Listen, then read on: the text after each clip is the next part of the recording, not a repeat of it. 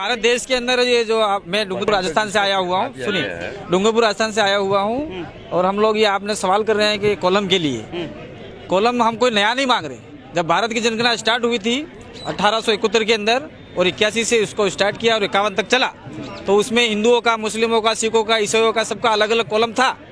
तो हमारा भी कॉलम था, तो उनको डिस्प्ले करने का कॉलम का नाम थोड़ा मुझे बताइए। सबसे पहले एनिमिस्टिक था, फिर अबोरिजिनल था, फिर ट्राइबल था, फिर बाद में 1951 में शेड्यूल ट्राइब कर दिया उन लोगों ने। तो क्या मतलब सने सने उसका हर बार बढ़ता गया, तो बढ़ता गया उसका नाम ये टुकड़ा, ये टुकड़ा, ये टुकड़ा, ये टुकड़ा। तो अब आदमी एक है और आदमी एक है, उसके अलग अलग 10-10 साल में अलग अलग नाम कर दिए गए।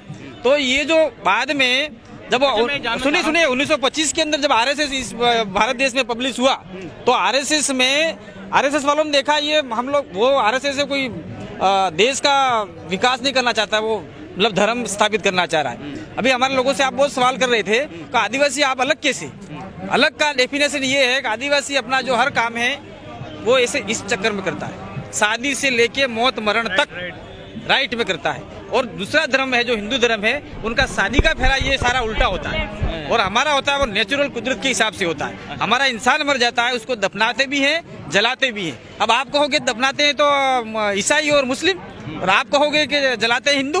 तो हमारा समय अनुसार, परिस्थिति अनुसार, जब कुदरत, जब आपका बरसात होती है उस समय और जब सर्दी होती है, तो समय के आधार पे हमारे लोग डिसाइड करता है हमको क्या करना है। अब ये और सवाल कर रहे थे आप लोग के आपको रिलीजन अधिकार दे देगा क्या? यूं तो रिलीजन, हम लोग रिलीजन अधिकार देगा कि नहीं देगा वो बात की बात है। लेकिन हमारे लोगों को सुनिए, हमारे लोगों को जबरन हिंदू या मुस्लिम, सिख, ईसाई में क्यों डाला जा रहा है? अब दूसरा सवाल कर रहे थे कि रिलीजन में आपको कौन जबरदस्ती करवा रहा है? मैं तो खुला चैलेंज दे रहा हूँ यहाँ से मोहन भागवत को, हमारे इलाके में आके आदिवासियों को वनवासी बना के क्या साबित करना चाह रहे हैं वो लोग?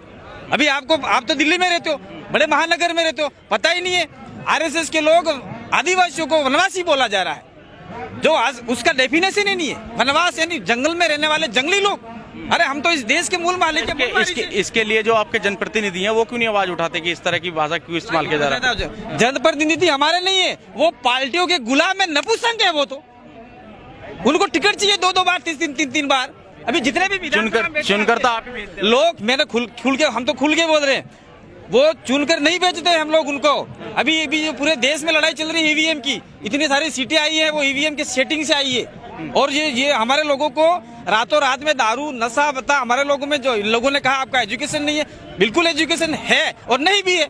जैसे बस्तर के इलाके में जाइए आप लोग, बस्तर के इलाकों में आज भी आदिवासी उसी परिस्थिति में, हमारे कोटड़ा में आइए राजस्थान के अंदर, आज भी आदिवासी उसी परिस्थिति में। अब लोग कहते हैं सरकारी नौकरियों में आपको 7.5% आरक्षण दे रखा है, पूरे देश के अंदर ये दे रखा है। लेकिन हम लोग देखते हैं, देखने के बाद में ये होता है कि आदिवासी है, उसको आपका जो कौन सा होता है मौखिक साक्षात्कार, उसमें उसको निकाल दिया जाता है। तो सीटें खाली रहती नहीं है, जबरन रखते हैं ये लोग।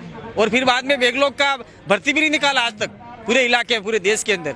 तो आदिवासी आज ये धर्म कॉलम की डिमांड अपने अधिकारों के लिए कर रहा है। जो बजट है, अब जल्दी बजट आएगा, और जो अभी आया था बजट, पता है शिक्षा का बजट लगातार घटता जा रहा है। और वो शिक्षा का बजट नहीं घट रहा, वो जो ट्राइबल और SC/ST समाज का अधिकार थे वो घट रहे हैं। शिक्षा का बजट घटना मतलब उनका, क्योंकि जो गरीब समाज है, दबा कुचला समाज है, उन्हीं के बच्चे सरकारी स्कूल में जाते हैं। तो वहाँ आवाज उठनी चाहिए, वहाँ आपके जनप्रतिनिधि को बोलना चाहिए। तो इसका मतलब कहीं ना कहीं आपको भी बरगलाने की कोशिश की जा रही है, आपको भी मुद्दों से हटाने की कोशिश की जा रही है।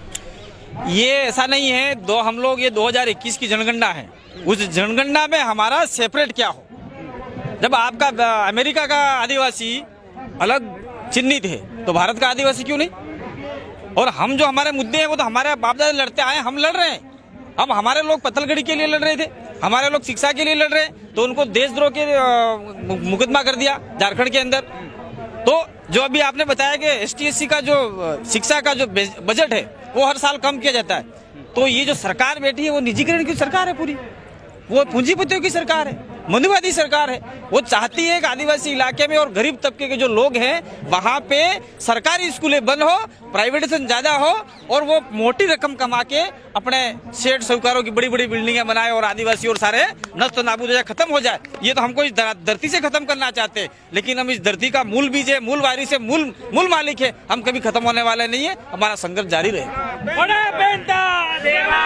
यहाँ पर जितने लोग थे उन्होंने अपनी मिलीजुली राय रखी और सबसे ज़्यादा अधिकारों से भी ज़्यादा अगर बात की जाए तो उन्होंने अपने धार्मिक कोलम को लाने की बात की और उसी पर वो कायम भी हैं। कुछ मुद्दे बताए, लेकिन एक बात बहुत ज़रूरी है कि एसटी समाज प्राकृतिक संपदा से बहुत कुछ सीख